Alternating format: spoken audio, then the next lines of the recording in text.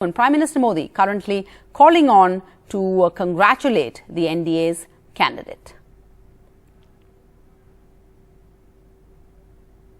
All right, Maha, let's bring our viewers up to date then on who exactly our new Vice President is. What can you tell us about Jagdeep Dhankhar? We, of course, know him. The public would probably know him over his last tenure as Governor of West Bengal, where he has been in the headlines because of the acrimonious relationship we saw between the TMC Chief Minister of West Bengal and the Governor.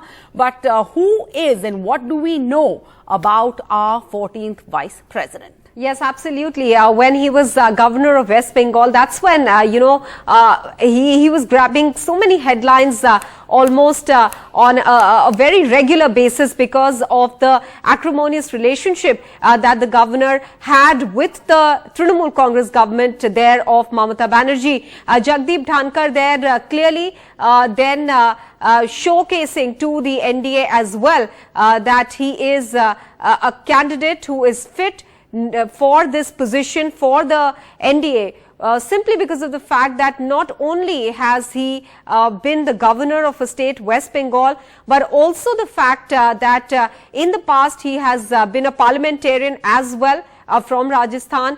So he has that kind of experience to be able to not just hold the office of the Vice President, but remember the Vice President holds a very important place in the Rajya Sabha. He chairs the Rajya Sabha and therefore becoming important in that sense as well. Jagdeep Dhankhar, 71 years old, an advocate who has been a politician for long, was with the Janata Dal, then for the longest ever time with the BJP, knows the party completely.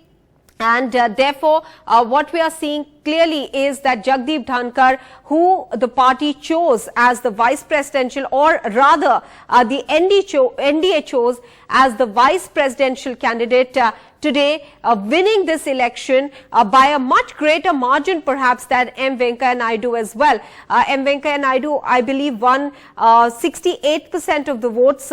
For Jagdeep Dhankhar, it almost appears that he must have crossed the 70% mark there, and that is largely because, as we were explaining earlier as well, Sarah, that there are several parties, non-NDA, non-Congress parties, non-opposition parties as well, some of them which have traditionally been fence-sitters as well, are today voting in support of Jagdeep Dhankhar. Some on expected lines, but some surprising as well. For instance, if you take a look at Shiromani Akali Dal, which had quit the NDA over the Farm Laws Bill, they supported both the presidential and the vice presidential nominee of the NDA, ISRCP, the BJD, all of them, BSP as well, saying that they are going to support Jagdeep Dhankhar, have voted for him. That's why he's got 528 votes.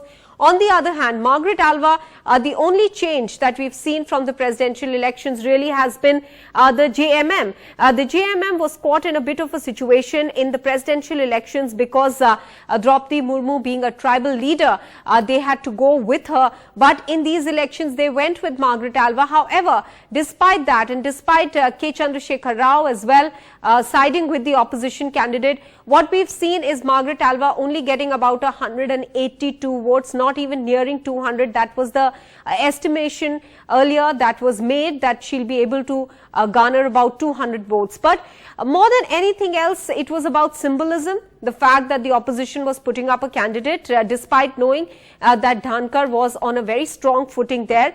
They did, in fact, put up Margaret Alva as a candidate, though it upset the Trinamool Congress so much so that they abstained from voting. The Trinamool Congress has a different sort of a situation, was in a different sort of a situation here. Jagdeep Dhankhar would ideally have been a candidate that they would have gone, openly against, considering, as Sarah, we were discussing the acrimonious relationship he shared with the Trinamool Congress government, with the Mamata Banerjee government in the state.